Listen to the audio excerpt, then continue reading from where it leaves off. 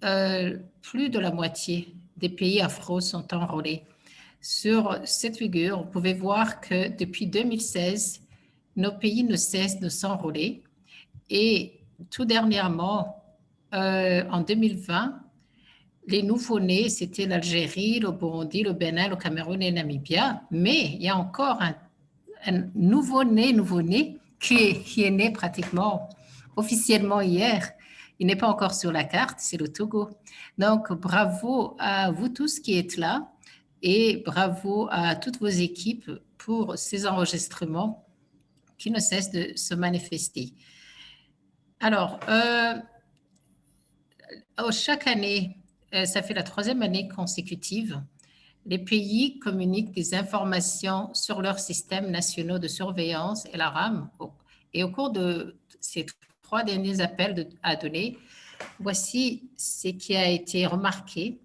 En 2017, au moment de l'appel pour soumission de données, on avait 10 pays qui étaient enrôlés. Et en 2018, on avait 14, et en 2019, on avait 19. Et sur ces pays enrôlés, presque tous ont soumis des données sur des informations sur leurs systèmes nationaux de surveillance. C'est l'étape 2 dont Carmen a parlé quand elle parlait des étapes d'addition, de soumission de données. Mais ce ne sont pas tous les pays qui ont soumis encore leur taux de résistance. Mais qu'à cela ne tienne, tout est progressif. Tout est progressif. Donc, tout cela aussi est méritoire. Qu'en est-il de la création des centres nationaux de coordination et de la désignation des labos nationaux de référence pour GLAS? Nous voyons que les pays afro, de plus en plus, établissent des centres nationaux de coordination pour la surveillance. Vous voyez en vert. Également, il y a en jaune ceux dont l'établissement de ces centres est en progrès. Également, il y a en rouge ceux pour qui ces centres ne sont pas encore établis. Et bien sûr, il y en a qui n'ont pas reporté sur ce paramètre. Et à droite, chez moi, sur mon écran, on voit que également la désignation de labos nationaux de référence va en nette augmentation. À propos du système d'évaluation externe de la qualité, pareil, on observe un progrès et on remarque qu'il y a provision du contrôle de qualité externe qui va en augmentant selon les années. C'est le schéma à gauche chez moi. Et quand on regarde au niveau des standards internationaux utilisés pour les antibiogrammes, nous remarquons que la plupart rapportent utiliser le CLSI en bleu clair là, d'autres le ECAST. Il y en a qui utilisent les deux, ECAST et CLSI, et d'autres qui n'ont pas précisé ce qu'ils utilisent. Ce qui est important dans tout cela, c'est qu'on voit qu'un grand nombre des pays qui rapportent utilisent quand même des standards reconnus internationalement. En matière de progrès pour le rapportage des données, ce schéma, vous l'avez vu sur le plan global, et il a également été extrait des données pour notre continent, notre plutôt région MS Afro, et vous remarquez que de 35 sites qui rapportaient, pour lesquels les données étaient rapportées en 2017, nous passons carrément à presque une centaine en 2019. Donc, encore une fois, il y a de quoi être fier du progrès qui est en train d'être remarqué. La même chose pour les patients qui sont suspects d'infection, d'une façon de 4 000 à peu près à plus de 26 000.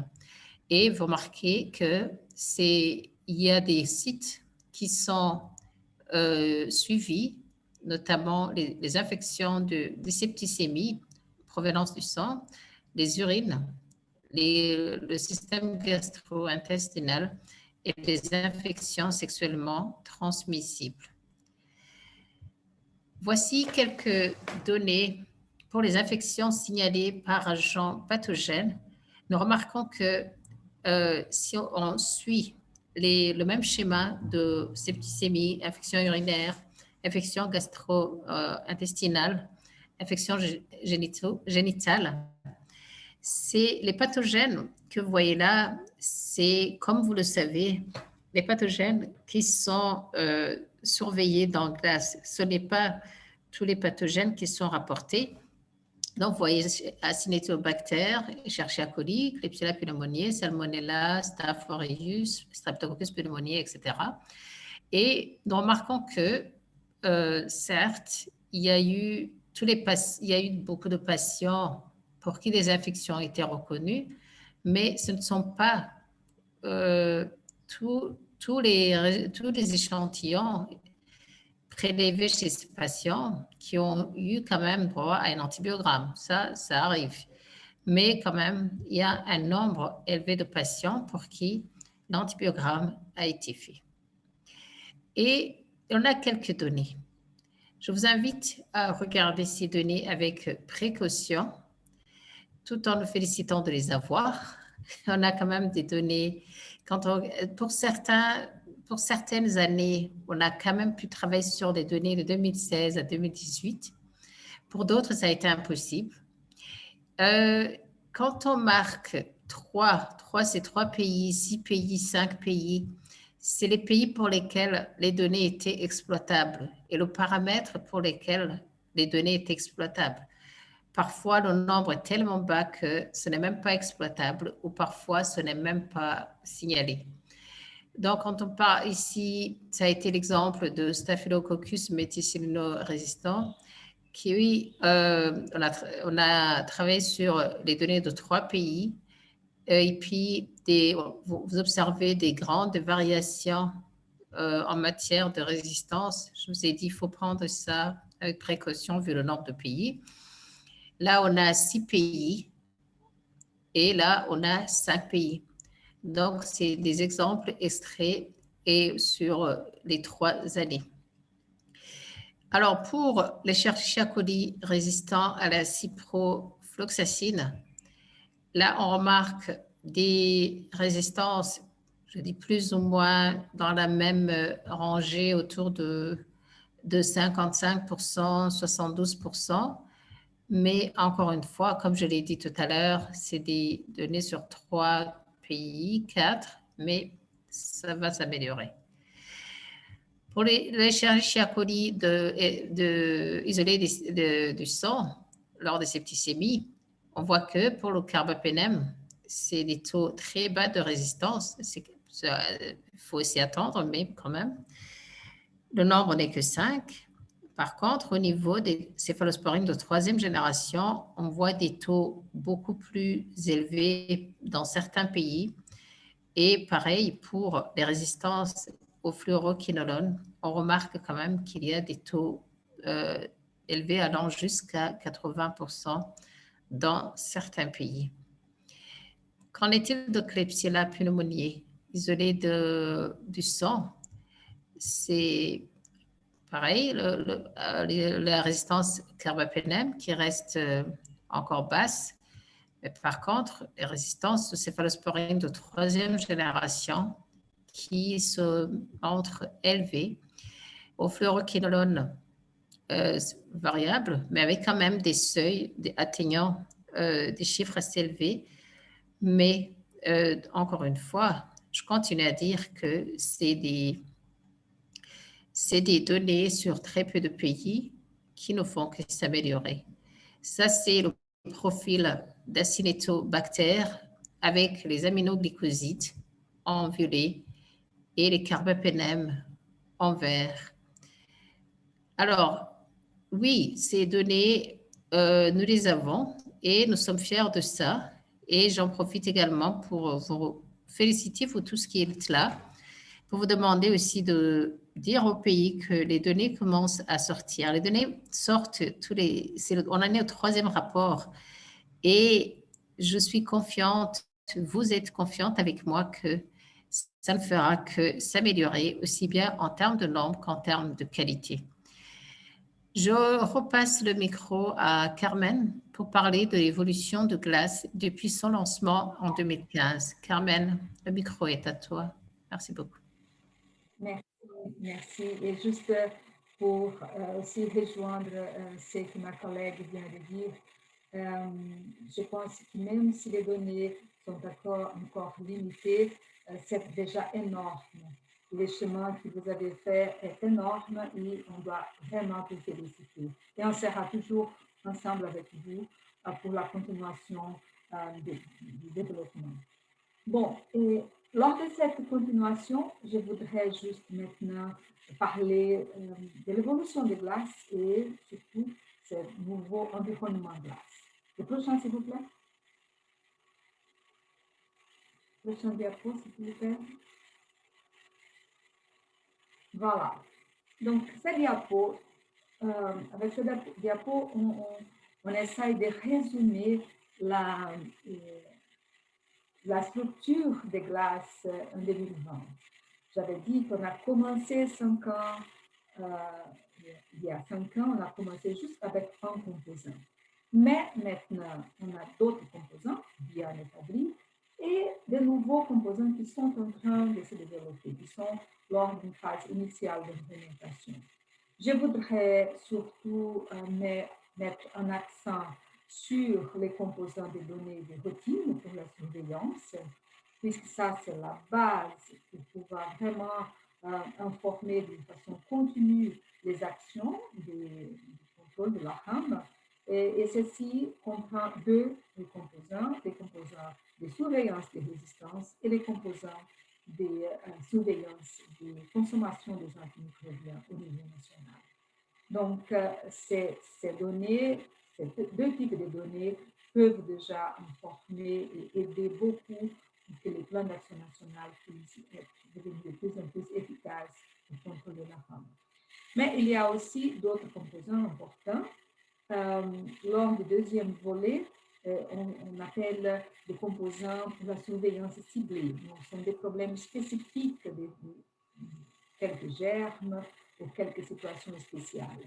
Les premiers, c'est les composants des reportages sur les souches émergentes, souches résistantes émergentes. Et ceci s'applique à des situations de nouvelles types de résistance et on va parler un peu plus de ça dans une minute.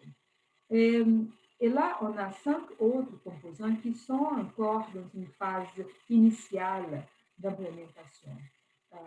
Lors de la volée de surveillance ciblée, on a un composant pour une surveillance ciblée sur la gonorrhée, puisque vous savez, actuellement, on a de plus en plus de mal à traiter la gonorrhée, elle devient rapidement multirésistant ou presque multirésistant à tous les antimicrobiens disponibles ou disponibles traitement oral.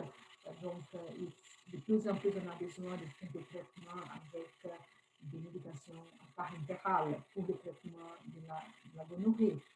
Un autre problème aussi, un autre type d'infection qui devient de plus en plus préoccupant, c'est l'émergence de quelques types de champignons, notamment ici on parle de la candida, des espèces de candida qui deviennent de plus en plus résistantes au traitement. Un exemple, c'est la candida albis, qui peut facilement se propager dans l'établissement et occasionner beaucoup de dégâts. Donc, ça, c'est les volets de surveillance ciblée pour des problèmes spécifiques. Et on a aussi un troisième volet qui est pour les enquêtes, les études. Et donc, imaginez-vous, vous avez votre système de surveillance qui soit est déjà bien établi ou qu'il y a déjà au moins les composants principaux avec définition des centres de coordination, définition infrastructure minimale pour la résistance et en plus à la surveillance des routines, vous avez besoin des informations additionnelles, comme par exemple une information additionnelle sur ce qui se passe dans les trois secteurs, le secteur humain, environnement et aussi animal. Et pour cela, on a la proposition de la surveillance de santé unique, qui est le premier composant lors de cette volet. On va aussi parler un peu plus de cette composant dans une minute. Donc, les deux autres composants, c'est la méthodologie, l'enquête de prévalence de la enquête de prévalence ponctuelle pour l'utilisation des antibiotiques à l'hôpital. Ça, c'est très, très, très important puisque c'est avec ces données qu'on peut cibler les stratégies pour améliorer, pour optimiser l'utilisation des antimicrobiens. Vous pouvez vous rappeler qu'au début de cette présentation, j'ai fait mention aux objectifs stratégiques du plan d'action mondiale et que GLAS essaie de contribuer à deux de ces objectifs stratégiques. Voilà, cette information et aussi l'information sur la surveillance des consommations d'antimicrobiens sont fondamentales pour cibler les stratégies pour optimiser l'utilisation des antimicrobiens. Et je sais que plusieurs pays, justement, en Afrique subsaharienne, a déjà appliqué cette enquête pour aider les stratégies d'amélioration de l'utilisation des antibiotiques. Et les derniers, composants, c'est tout nouveau, on vient de publier. En fait, c'est une méthodologie pour évaluer quel est l'impact de la RAM sur la santé humaine. Et là, on va cibler justement la RAM qui occasionne des infections de la corrente sanguine. Prochain, s'il vous plaît. Je vais parler du GLAS, du composant pour la consommation d'antimicrobiens. Donc, cette diapositive, on a les initiales comme pour l'anglais, donc c'est GLAS EMC, c'est comme ça qu'on appelle ce composant à partir de l'anglais, antimicrobial consumption. Et il faut quand même souligner ce que malgré que c'était depuis l'année passée que ce composant a été intégré en GLAS, il y a eu énormément de travail pour le développement de ce composant avant cette intégration dans GLAS. Donc, il y a eu une première phase où il y a eu déjà une première enquête où les pays qui sont marqués en vert, comme vous voyez, ont utilisé la méthodologie que l'OMS est en train de développer pour la surveillance des consommations d'antimicrobiens au niveau national. Et ceci a fait qu'on a pu produire le premier rapport mondial vis-à-vis à la consommation d'antimicrobiens. Et basé sur cette expérience, donc le composant actuellement en GLAS, c'est un composant déjà complètement bien établi.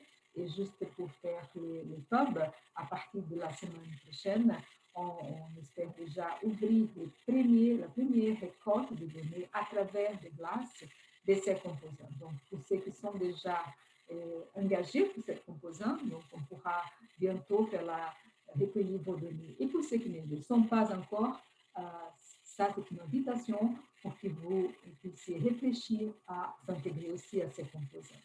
Les prochains, s'il vous plaît.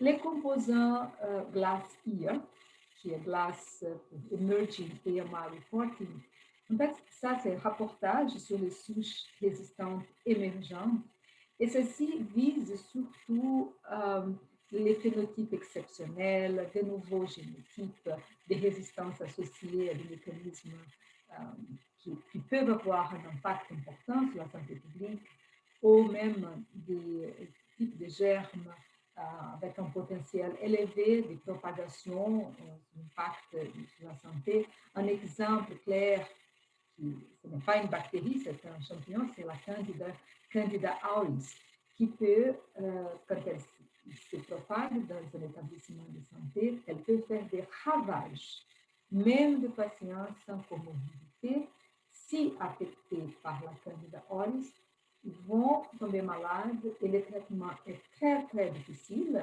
avec une autre mortalité. Donc, sont ce type de germes qu'on suggère que si vous avez des événements comme cela, GLASS-IR vous propose un espace de discussion, d'évaluation pour aider à comprendre cet événement, à contrôler et aussi à vous informer vis-à-vis des éducations et des actions qui peuvent suivre. Donc, c'est plutôt un utile pour les pays pour comment peuvent faire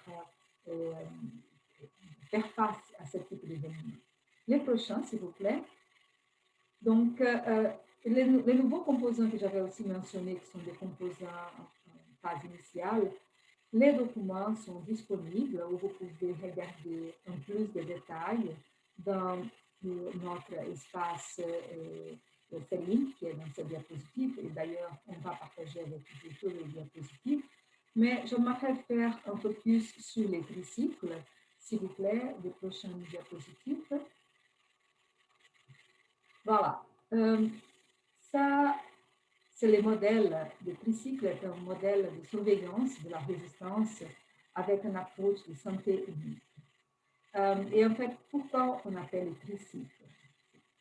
C'est un jeu d'enfant, mais c'est tricycle parce que cette approche va viser un type de résistance, la résistance des Escherichia coli, qui produit des bêta-lactamases à spectre élargi.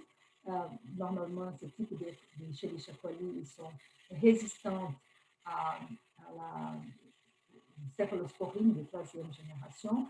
Mais il faut dire que Escherichia coli est le germe plus fréquent chez l'homme, le pathogène plus fréquent. C'est très fréquent entre les animaux et aussi énormément fréquent dans l'environnement. Donc, les germes en soi, il est très, très répandu, mais la présence de ce type de résistance, ça peut varier selon plusieurs types de contextes. Et c'est important de savoir quelle est la circulation de ce type de résistance parmi ces trois secteurs. Donc, le protocole va viser justement observer comme si une photo dans un instant quelle est la fréquence de ce type de résistance dans ces trois secteurs. Et je félicite beaucoup les pays africains qui sont déjà en train d'implémenter ce protocole. Ghana, Madagascar et Sénégal. J'imagine que Madagascar et Sénégal sont peut-être avec nous, Laetitia, aujourd'hui. Donc, on vous transmet les félicitations pour cette expérience qui peut être partagée avec d'autres pays.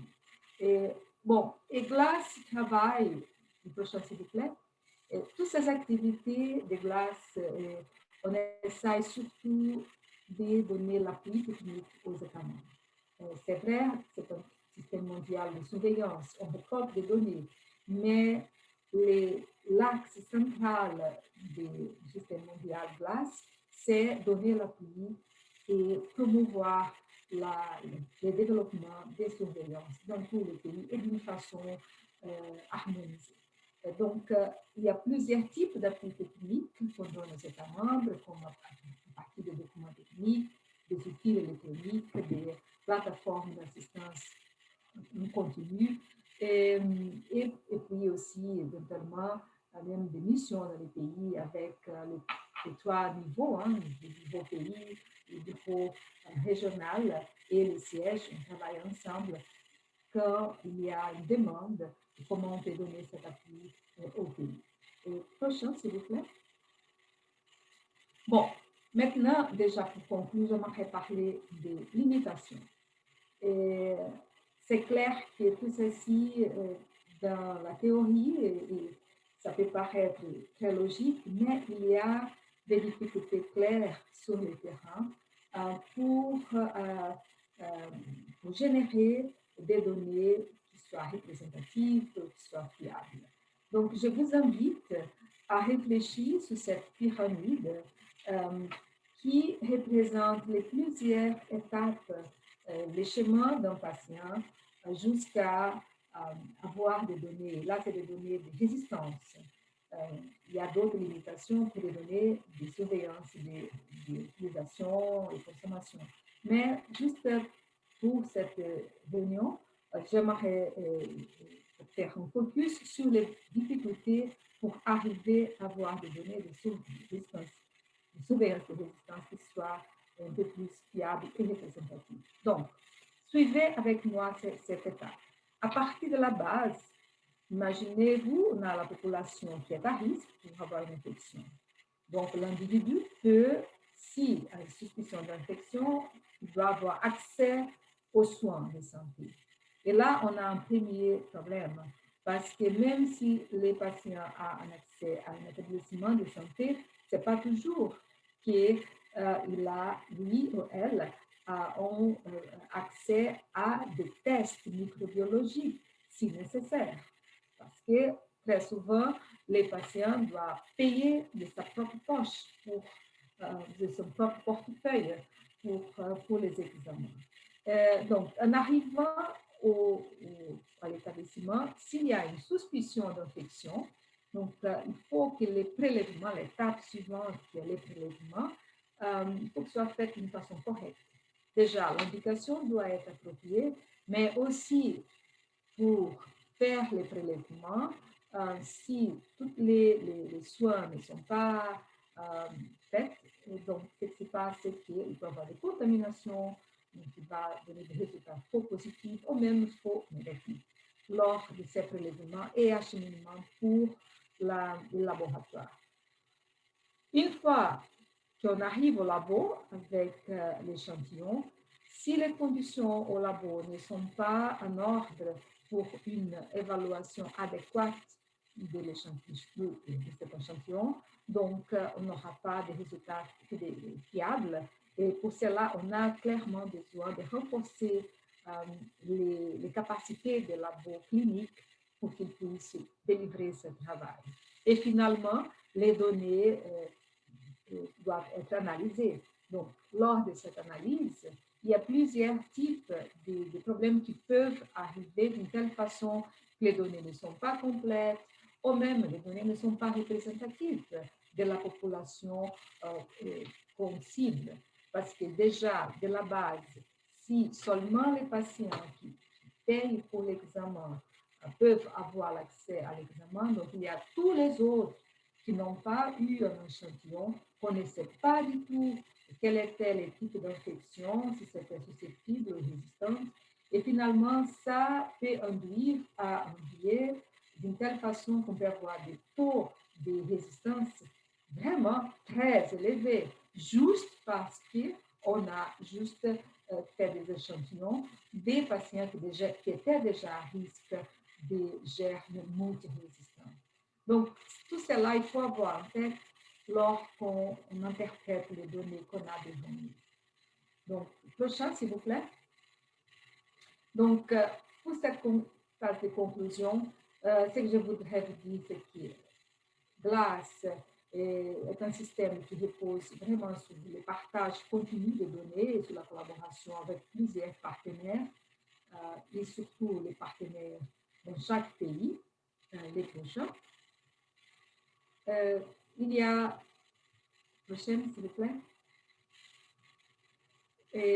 on reconnaît qu'il y a encore beaucoup de pays qui doivent relever d'énormes défis pour mettre en place les systèmes de surveillance nationaux. Et on reconnaît aussi qu'on a de plus en plus de partenaires qui peuvent avoir un rôle pour aider à la fois l'OMS, pour le travail en collaboration avec les pays, mais aussi les pays. Donc, il faut beaucoup de coordination pour que tout ce travail soit vraiment avec le synergisme maximal. Donc, on a beaucoup de partenaires, on a beaucoup de besoins. Et il faut avoir une bonne coordination avec chaque pays pour pouvoir vraiment aider ces pays. La troisième chose, à mon avis, c'est très, très important. J'ai parlé justement lors du diapo précédent, j'ai parlé qu'il y a beaucoup de limitations qui peuvent influencer, biaiser les résultats. Mais surtout, toutes ces limitations ne doivent surtout pas entraver la surveillance. Et ces limitations doivent surtout être prises comme utilisées même pour améliorer les systèmes de surveillance. Et prochain, s'il vous plaît. Et aussi, j'aimerais faire empathiser que dans plusieurs régions du monde, on a vu que les réseaux de surveillance régionaux ont eu un rôle important pour aider l'échange d'expériences et aussi faire booster les systèmes de surveillance dans plusieurs pays. Et finalement, le prochain, je pense qu'on... Prochain, s'il vous plaît. Et une chose qu'on met en accent important, c'est que les données appartiennent au pays. Chaque pays doit vraiment prendre en charge ces données et à n'importe quel moment, même après la soumission à glace, si vous trouvez des erreurs qu'on doit revoir et faire des corrections sur les données, il n'y a pas un problème, même après la publication, les données appartiennent à vous. Donc, on peut à tout instant pouvoir faire des modifications. Et surtout, cette appropriation des données est importante pour que vous utilisez ces données pour les interventions, pour les stratégies dans votre pays. Et juste pour conclure maintenant cette présentation, je voudrais aussi dire que, vous voyez, on a commencé Glass il y a juste 5 ans. Donc, c'est un enfant à 5 ans et nous sommes vraiment encore dans le tout début du système mondial et que j'espère qu'on va rentrer maintenant dans une phase de consolidation avec votre appui et on espère qu'avec cela, on va laisser pour les générations futures, on va laisser un système mondial solide qui pourra donner les informations nécessaires pour les actions au niveau national, régional et global. Donc, merci beaucoup. On a plus d'informations sur nos pages et aussi d'informations aussi sur d'autres systèmes de surveillance que vous pouvez également regarder. Et je vous remercie pour l'attention à cette présentation. Donc, Dr. Garimbari, à vous. Merci beaucoup, Carmen, pour cette brillante présentation. Et bien sûr, merci à tous les participants pour cette écoute très attentive. Nous passons maintenant aux questions. Il y en a certains qui sont... il y a des commentaires, il y a des questions qui sont dans les chats.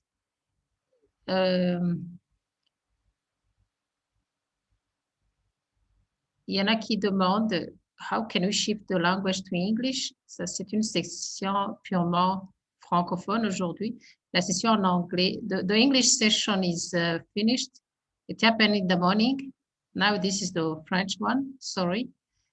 Il y a également, quelles sont les principales raisons qui font que les données des pays ne sont pas exploitables ou non analysables? Carmen?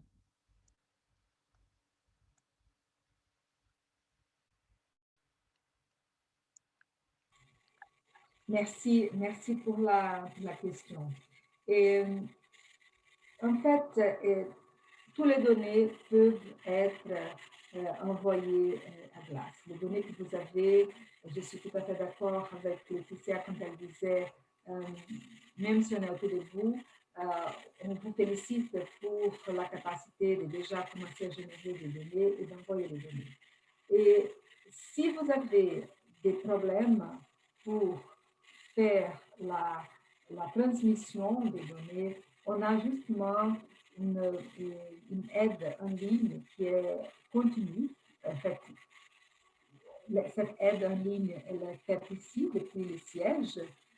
Donc, travaille sur les horaires de Genève, mais le week-end, en général, les collègues ne peuvent pas répondre. Mais entre lundi et vendredi, sur toute l'année, on peut vous donner un appui et voir exactement quel est le type de difficultés que vous êtes en train d'avoir.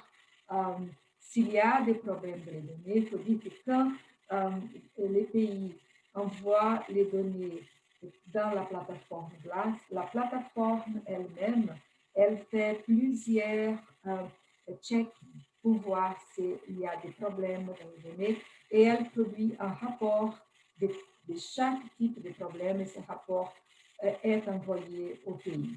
Et en plus de ça, comme je dis, on a ce service de help desk qui fonctionne toute l'année pour que vous puissiez avoir des discussions en direct avec les supports techniques GLASS pour regarder ensemble vos données, essayer de voir quels sont les types de problèmes. Parfois, c'est juste comment on a mis les variables. Mais d'une façon générale, ce qu'on propose pour les pays qui n'ont pas encore un système informatique déjà établi, on propose l'utilisation du software Runet qui a été adapté exactement pour GLASS. Et ceux qui utilisent le Runet, la transmission des données peut se faire d'une façon automatique, sans aucun problème pour la plateforme GLASS. Et quand même, on peut aussi vous fournir ce service d'appui pour vérifier le type de données que vous êtes en train, type de problème de données que vous pouvez expérimenter. Merci. Il y a quelqu'un d'autre qui a demandé si la plateforme GLASS Antimicrobial Consumption, si elle est opérationnelle. Oui. Et je ne sais pas si mon collègue Arnaud Miller, il est parmi nous. Je pense que... Je ne pense pas qu'il soit avec nous, mais la plateforme est opérationnelle. Et, je suis présent. Ah, pardon Arnaud. Je ne savais voilà, pas. non, j'ai... Oh, pardon. Voilà. Non, pas de problème. Non, juste pour dire que oui, la plateforme va être lancée officiellement la semaine prochaine. Donc, on va communiquer aussi avec les points focaux dans les pays, leur fournir l'accès à la plateforme et puis communiquer avec eux durant les semaines qui viennent. Merci beaucoup Arnaud. Voilà. Arnaud, il y a également des personnes qui dans les webinaires précédents ont demandé s'ils pouvaient avoir un guide pour s'enregistrer dans Class AMC. Donc, je crois que par la même occasion, vous allez fournir ça. Également, il y a des gens qui souhaitent des protocoles PPS pour les enquêtes de prévalence de l'utilisation des antimicrobiens. Je pense que tout ça aussi, c'est disponible.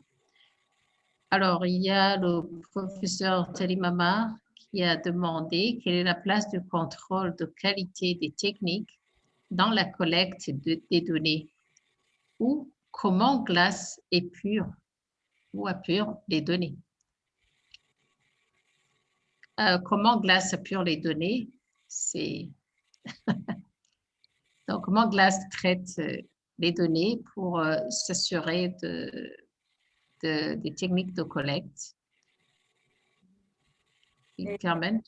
Ok, je vais commencer et Arnaud, si aussi vous voulez complémenter, s'il vous plaît, soyez bienvenus.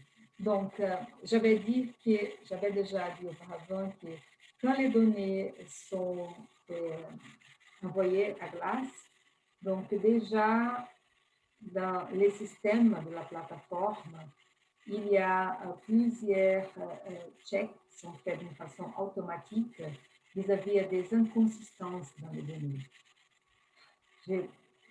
Excusez-moi, le type d'inconsistance, imaginez-vous, si vous dites l'âge du patient il y a 200 ans, juste pour donner un exemple, hein, les variables âge.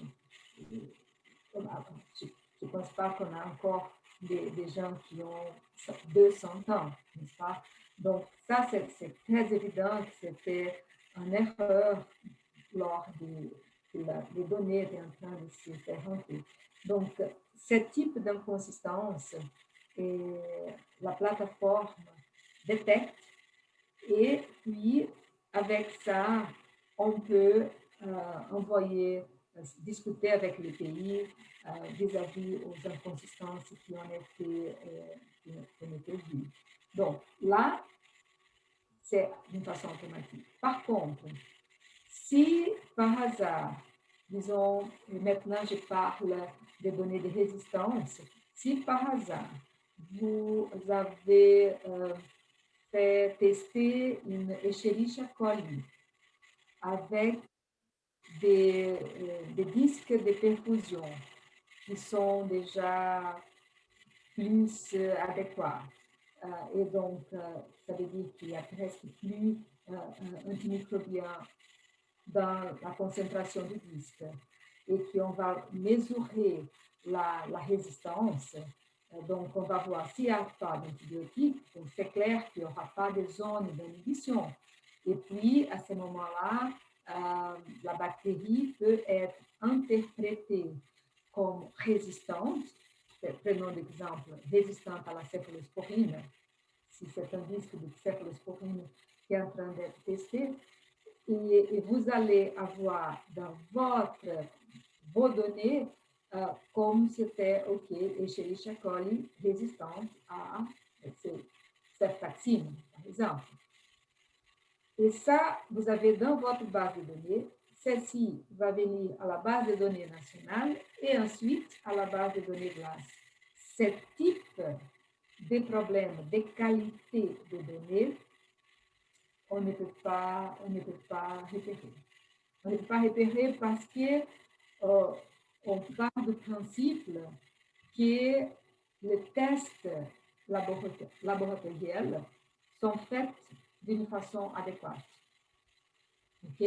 Donc, je voudrais juste, donc j'ai mis deux exemples, l'exemple des choses de consistance qui sont claires, une consistance qui sont claires, et versus un problème qui est à la base.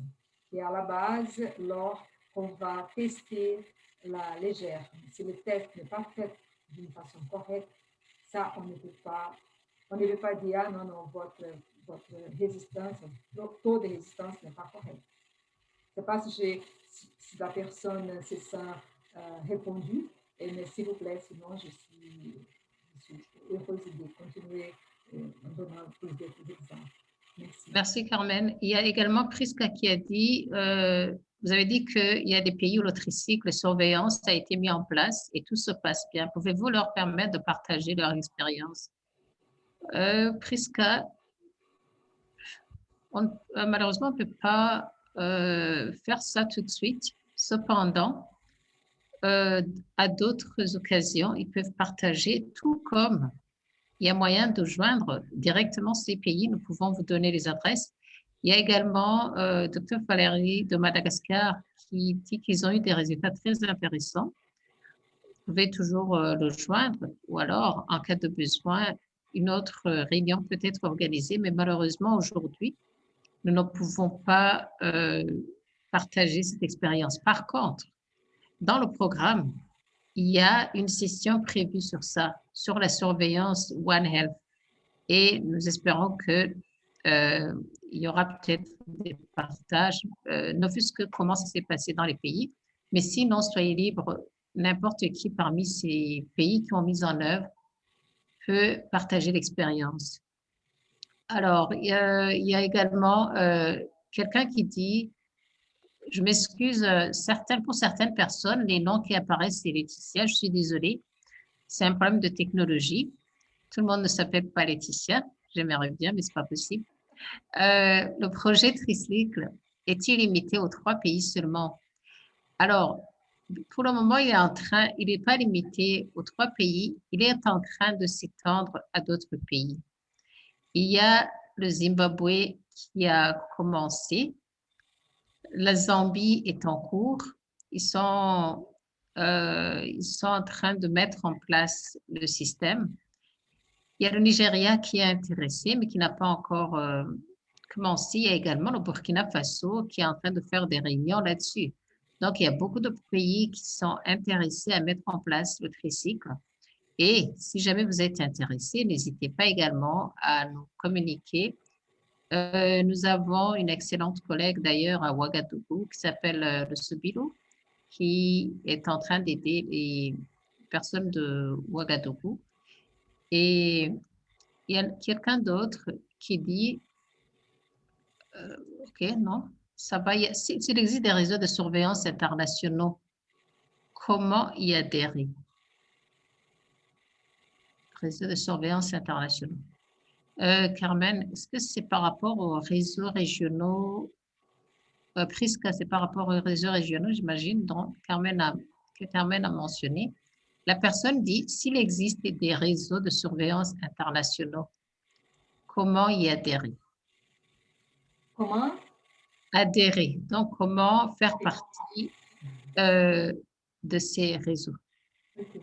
Et ce que j'avais mentionné, c'est que dans 2 régions, en fait,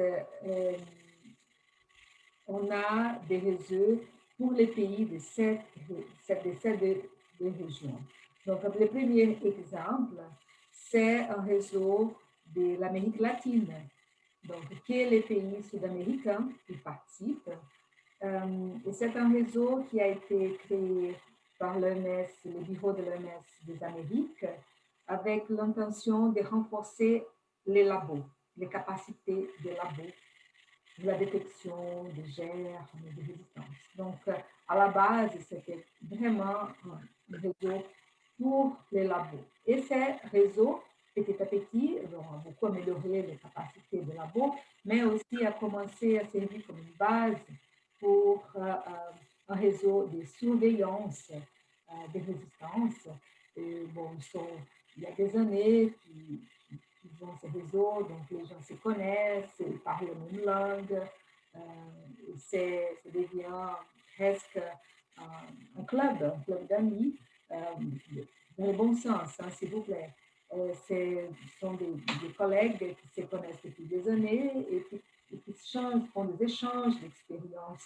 Et comme ça, ils se sont beaucoup aidés. Un autre exemple, c'est un réseau, il y a 2 réseaux en Europe. Un réseau qui a été pour les pays qui participent de l'Union européenne, donc ça c'est organisé par les centres de maladies, les CDC européens. Mais on a aussi en Europe un réseau pour l'Europe de l'Est qui est organisé par le bureau de l'OMS pour l'Europe, qui est basé à Copenhague. Donc, dans ce deuxième réseau, c'est intéressant, c'est un réseau très récent, il y a peut-être 6 ans. Et ces réseaux, ces pays-là, ils avaient des conditions très, très, très limitées de capacités de surveillance. Et voilà, ils se réunissent avec régularité, presque une fois par an, où les gens de cette région ils parlent la même langue, donc ils parlent le russe, et ils discutent entre eux les problèmes qu'ils ont. Donc, je donne l'exemple ici des réseaux qui sont des réseaux régionaux pour les pays de ces régions qui parlent la même langue et qui discutent entre eux les problèmes et font des échanges, des expériences. En plus, ils ont aussi l'appui, dans ces 2 cas, de l'OMS pour faire avancer les activités dans chaque pays. Donc, ça, c'est l'idée de, surtout, quand on fait des échanges avec des collègues d'une région proche, tout de suite, on ne se sent plus tout seul, parce que les difficultés sont énormes pour établir un système national de surveillance. Et du fait qu'on partage les expériences avec d'autres collègues qui ont des situations un peu similaires et qui surtout parlent aussi la même langue, donc ça facilite énormément pour l'échange et faire avancer les activités. Donc c'est ce réseau-là dont je parlais. Merci. Merci beaucoup, Carmen. On va aller rapidement parce qu'il y a une autre présentation. Et il y a le professeur Talim Amar qui a dit, pensez-vous que le facteur langue est un facteur limitant pour les pays de la région afro? Personnellement, je ne pense pas que ce soit un facteur limitant. Mais plus nous nous exclurons, plus nous resterons en traîne. Donc, la langue ne doit pas nous limiter et tout ce qui existe en anglais peut être traduit en français et nous pouvons même avoir, en cas de besoin, des facilitateurs francophones. À titre d'exemple, ce matin, Carmen a fait une session en portugais avec les pays qui utilisent la langue portugaise. Donc, s'il vous plaît, ne vous excluez pas à cause de la langue. Au contraire, plus vous manifesterez, plus vous ne serez pas laissé en traîne et vos pays vont contribuer. Il y a quelqu'un du Togo, Anonymous, qui dit, enfin, ça doit être, c'est professeur Menelou Salou, je ne sais pas, mais qui dit le Togo est tout nouveau, quelques conseils pour bien démarrer. Il y aura une session d'induction. Il y aura une session pour montrer au Togo comment démarrer avec le système GLASS. Et sinon, les autres, c'est des appréciations. Et merci beaucoup pour ces appréciations. Je vais encore partager l'écran pour passer à la deuxième présentation qui est beaucoup plus courte. Oui, Laetitia, Oui. c'est peut-être mieux que moi partage cette fois parce que je fais des corrections dans cette présentation. Oui, je vais partager. Non, non, non, j'ai fait des corrections. Les deux slides. Les deux slides, exactement. Je les ai corrigés aussi. Ah, tu les as corrigés aussi? Oui, je les ai corrigés. D'accord, ok. Les deux sur le feedback form et puis, ou alors tu peux présenter. Je peux partager. Voilà, d'accord. Partage, Carmen. Okay. Merci beaucoup. Alors, la parole est à toi, Carmen. Ok. Voilà. Juste pour pouvoir confirmer, est-ce que vous regardez, vous avez les diapos devant vous? Oui, oui. Ok. Donc cette présentation, c'est vraiment pour vous expliquer la dynamique de ces processus de consultation. Donc là, on a déjà parlé qu'on va vers une consultation en avril 2021. Le plan, c'est que ça se passe en Stockholm. On verra avec le Covid, mais toujours est-il que cette réunion, elle est une réunion, comme on a déjà dit, supportée par la Corée et la Suède. Et ces deux pays, donc, ils ont fait des invitations officielles pour tous les pays qui participaient en glace au mois de juillet, parce que c'est là le mois où les deux ministres de santé ont signé les invitations. Donc, c'était limité pour les pays qui étaient dans glace à ce moment-là. Donc, c'est clair qu'il y a plusieurs pays qui sont rentrés en glace et après cette période, juillet ou août, et qui malheureusement n'ont pas reçu l'invitation officielle pour la participation à la réunion en avril.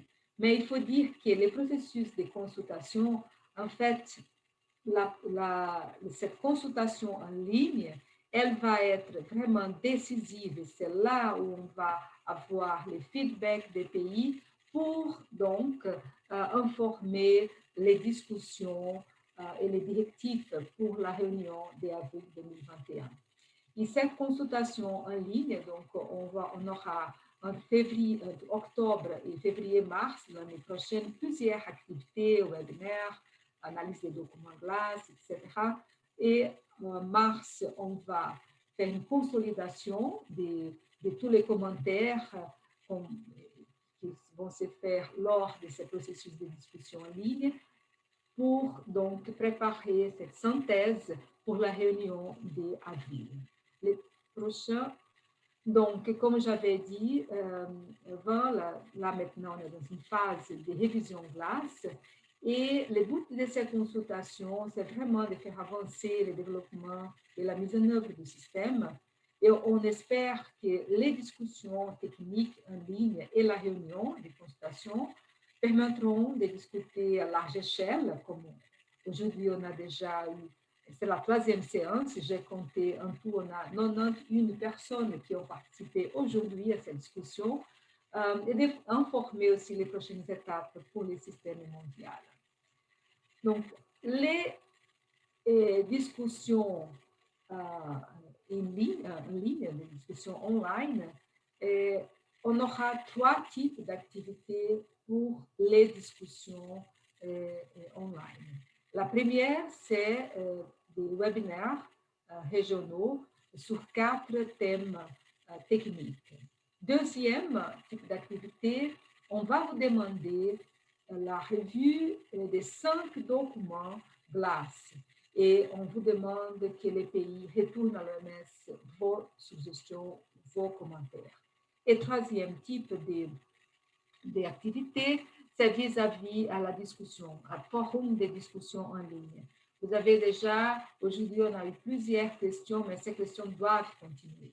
Et la plateforme pour les discussions en ligne, elle sera ouverte exactement pour que vous puissiez donner vos avis, et poser des questions qui vont surgir au cours de ces chemins entre aujourd'hui et mars l'année prochaine. Donc, si on regarde chacune de ces types d'activités, en commençant par les 4 groupes thématiques, donc voilà, les groupes thématiques des discussions sont sur la méthode de surveillance des consommations d'antimicrobiens et l'utilisation d'antimicrobiens. Deuxième, c'est vis-à-vis aux méthodologies de microbiologie pour supporter la surveillance.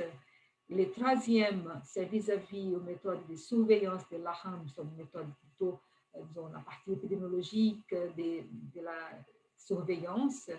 Et le quatrième module est vis-à-vis au modèle de surveillance en santé unique, One Health.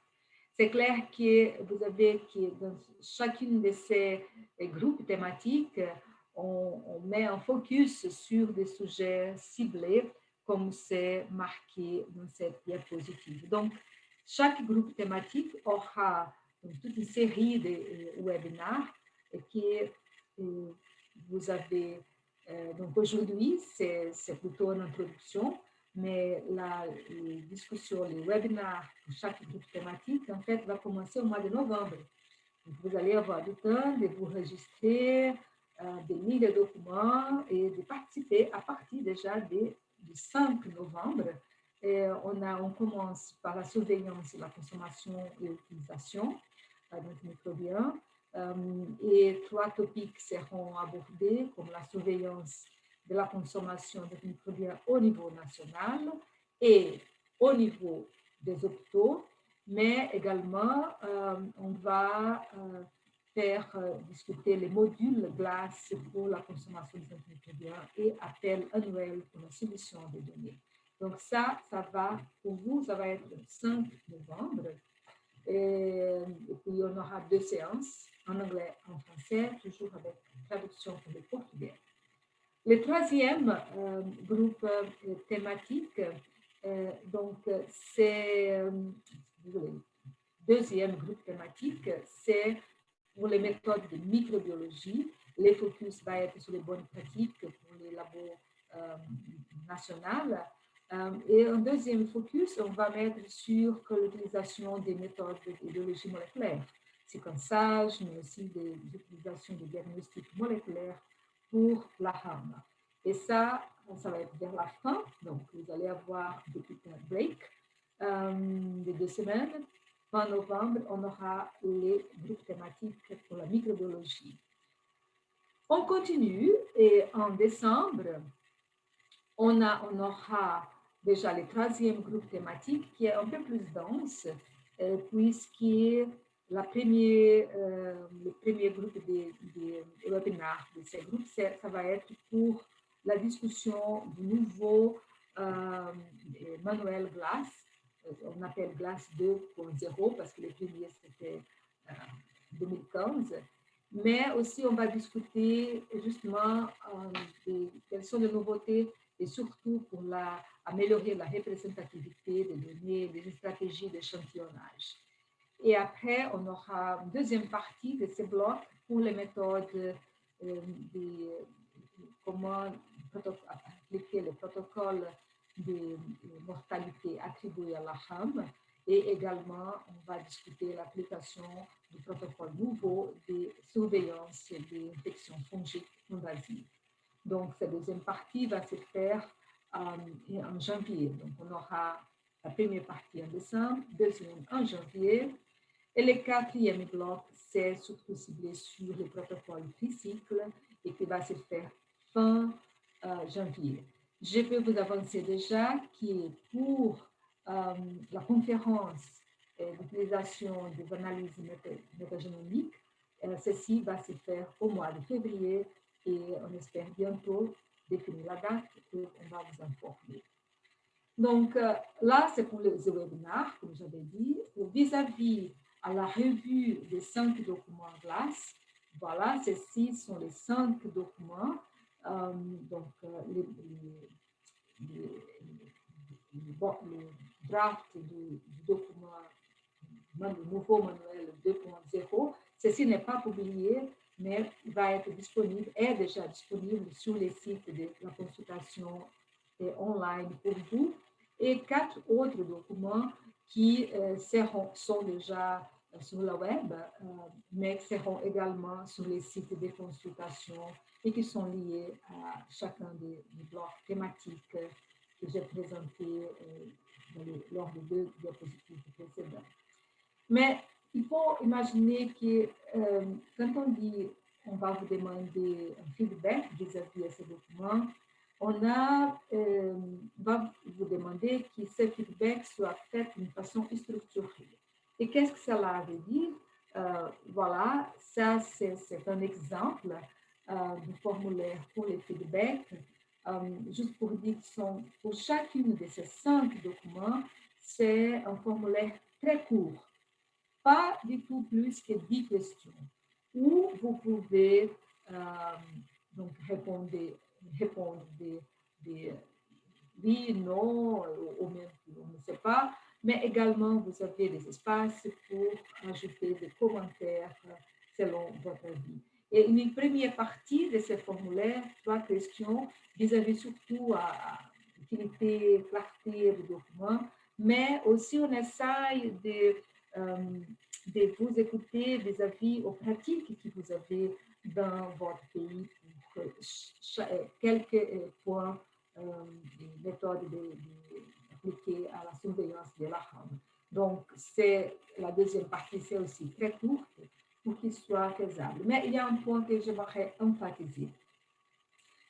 Vous tous, vous pouvez être, disons, 10 personnes dans votre pays, dans chacun de vos pays, qui veulent être enregistrées pour les discussions en ligne des processus de discussion Glass. Et c'est très bien, vous allez tous avoir accès à tous ces documents.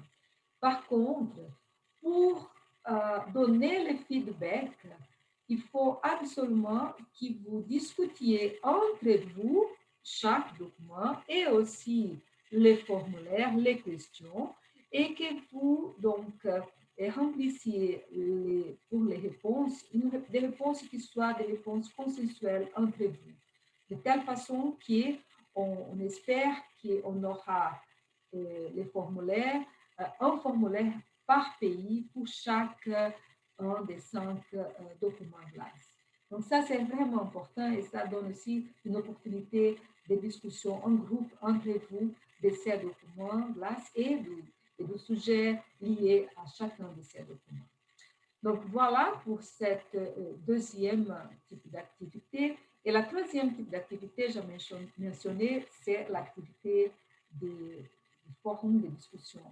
Et là, c'est ça la plateforme Glass pour les processus de consultation 2020 jusqu'à début 2021. Il faut que tout d'abord, je vais les liens donnés ici. Donc, je vais me connecter pour vous montrer un peu ces liens, ces sites. Donc, pour cela, je dois juste un instant.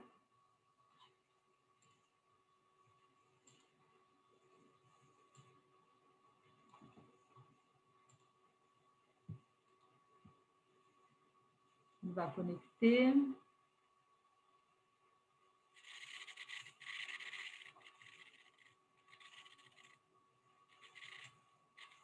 Je vais maintenant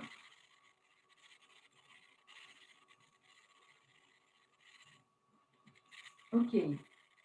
Est-ce que vous pouvez voir les sites de la consultation? C'est OK, Laetitia? Oui, nous pouvons le voir. OK. Donc, Merci. ça, c'est les sites pour la consultation. Et vous avez ici, donc, registration, the online consultation. Toutes les informations pour online consultation sont là. Donc, pour avoir l'accès aux documents, il faut être enregistré. Mais déjà, même si vous n'êtes pas enregistré, on peut voir quelques descriptifs spécifiques. Vous voyez, les schedules, les documents techniques, qui est invité. Et pour la consultation, pour faire le login, vous avez besoin de faire enregistrer d'abord. Donc, là, ici, vous devez tout d'abord venir ici pour faire l'enregistrement. Vous cliquez ici.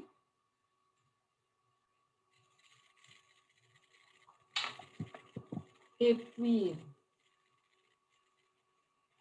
désolé, ce n'est pas là déjà. Pour enregistrer, vous allez voir que vous devrez ici dire si vous êtes désigné officiellement par votre pays.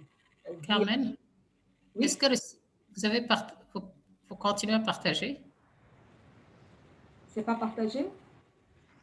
Carmen, je crois que tu partages toujours la présentation statique. Oups. En tout cas, on voit toujours la présentation statique. Désolé. Désolé. Désolé, hein. Ça, c'est...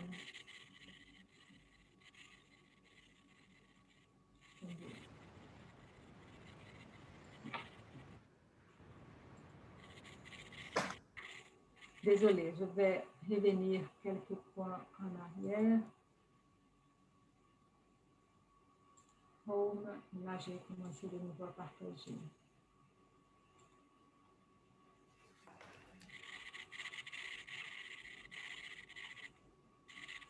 OK.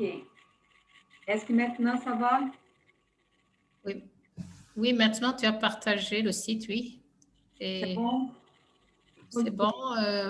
Après, tu vas cliquer, on va voir. Oui, oui, ça marche. Continue. OK. Donc, je disais que tout d'abord, donc pour que les collègues puissent avoir accès à toutes les informations liées à la consultation online, vous devez faire l'enregistrement. D'accord? Donc, je suis en train de cliquer. Vous regardez bien, registration. Et là, on va sign up for the consultation. Et tous les sites sont en anglais. En fait, c'est bien marqué que toutes les discussions, c'est en anglais, même si lors des webinaires, on aura des traductions, on aura des webinaires en français, en anglais, mais ce site, il est en anglais. Et puis là, pour l'enregistrer, vous allez voir que tout d'abord, il faut que vous identification, facile identification. Et ça veut dire, la première chose, c'est si vous êtes nommé officiellement comme délégué par votre gouvernement, et ceci, c'est vis-à-vis aux personnes qui ont été officiellement désignées après l'invitation officielle reçue par votre pays, signé par le gouvernement de la Corée et de la Suède. Et comme j'ai dit, il est possible que le gouvernement il a la possibilité de désigner jusqu'à 3 personnes. Donc, vous pouvez être parmi ces 3 personnes définies par le gouvernement. Mais il peut s'agir que vous ne l'êtes pas. Ce n'est pas un problème. Vous juste dites non. Après, il faut choisir votre titre, OK. Ensuite, votre fonction. Et fonction, c'est fonction vis-à-vis tous ces processus de consultation. Donc, vous pouvez être un délégué, c'est-à-dire désigné officiellement. Vous pouvez être aussi un staff de l'OMS ou un centre collaborateur. Et si aucun de ceux-ci, donc c'est comme stakeholder. Je dois vous dire que lors des deux présentations précédentes aujourd'hui, il y a des collègues qui ont soulevé le besoin d'avoir une autre catégorie, qui est la catégorie des professionnels du pays, et même s'il n'est pas désigné officiellement, mais que c'est un professionnel lié à la surveillance. Donc, on est déjà en train de discuter avec les personnes qui ont développé les sites pour en ajouter une autre catégorie. Mais cependant, c'est cette possibilité qu'on a, stakeholders. Et puis pour les restes, c'est toutes les autres données. Et comme ça, une fois que vous avez fini cette formulaire, vous allez être enregistré et vous allez recevoir un message, un email pour confirmer votre enregistrement. Il faut dire que cette confirmation d'enregistrement, elle n'a pas encore les username et code. Il faut attendre pour que ceci arrive, pour que vous puissiez, lors de l'espace de online consultation, vous pouvez donc faire le login, consultation area login, et là, vous pouvez faire la consultation. Et voilà, je vais faire une consultation avec les données d'un collègue. Juste ça.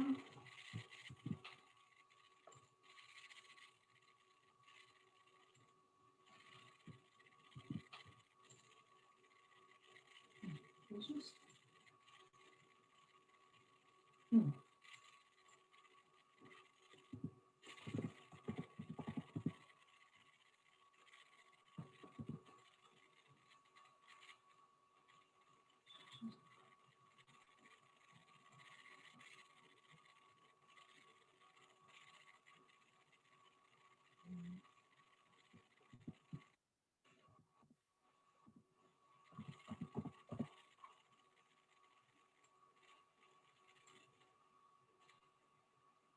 OK. Donc là, ça a bien marché. Donc, ici, comme vous regardez, on a déjà beaucoup plus de choses, beaucoup plus d'informations déjà pour les groupes thématiques. Donc, vous pouvez regarder chacun de ces groupes et il y a plus de détails. Je vais juste prendre le premier, qui est sur la consommation des antimicrobiens et l'utilisation.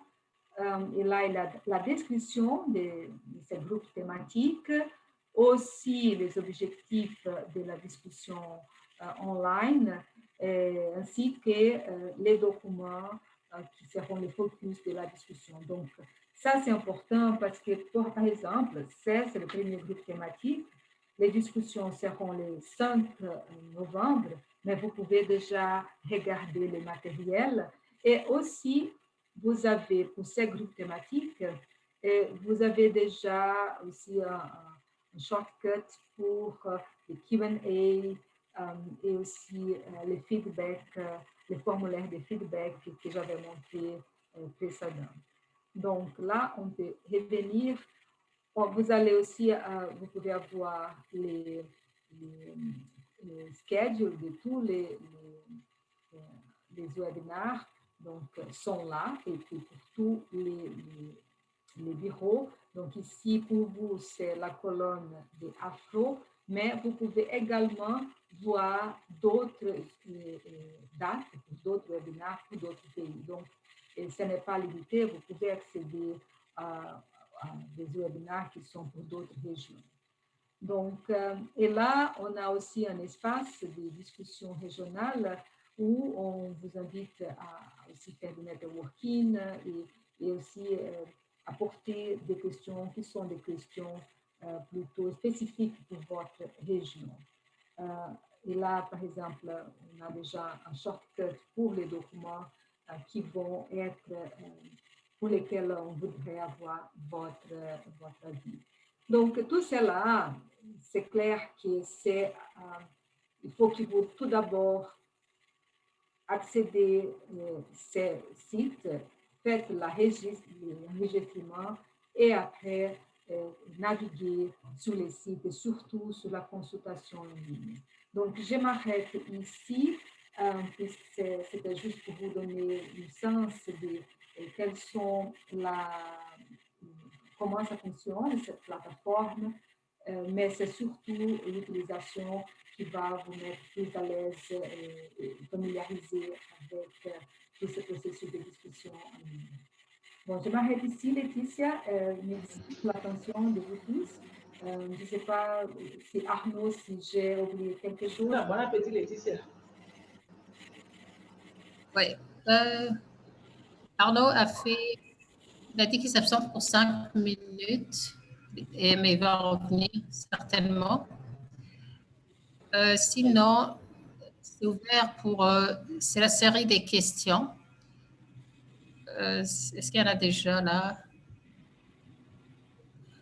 Est-ce que vous avez des questions par rapport à ces consultations en ligne? Il n'y a pas encore de questions dans le chat, dans les questions-réponses, mais est-ce que quelqu'un a une question par rapport à ces consultations en ligne?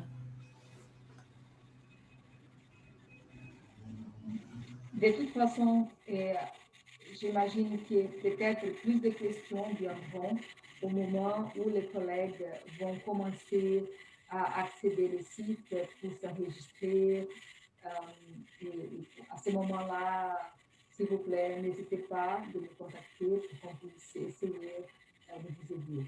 Mais je m'appelle enfatiser qu'entre les moments de l'enregistrement et le moment de recevoir le code, le username, le code, ça peut prendre 1-2 jours. Donc, ça c'est normal, malheureusement. On essaie d'améliorer pour réduire ce temps.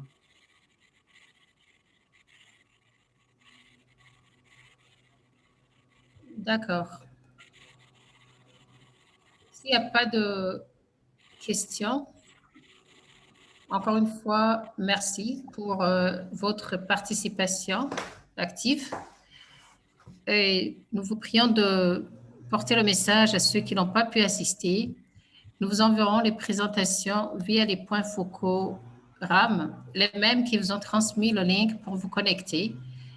Et n'hésitez pas, si jamais il y a une question quelconque, par après une autre question qui surgit. Nous sommes là pour ça. Merci beaucoup et bon courage pour la lecture des documents, pour les commentaires. Le prochain webinaire est fixé au 5 novembre. 5 novembre. Donc, ce sera sur la surveillance, consommation des antimicrobiens et utilisation des antimicrobiens. D'ici là, ça serait quand même très bien que vous lisiez les documents. Ça vous permettra de suivre ce que les collègues en charge de ce type de surveillance seront en train d'exposer. Donc, d'ici là, portez-vous bien, bonne soirée et merci beaucoup pour votre participation. Et encore une fois, merci à Carmen et à toute son équipe de HQ pour la facilitation technique. Au revoir et bonne soirée. Bye bye. Merci beaucoup et bravo les collègues de vos pays aussi, collègues Laetitia, pour toute cette organisation. Et merci à vous tous qui étaient avec nous aujourd'hui pour cette discussion. Merci. Au revoir. Au revoir.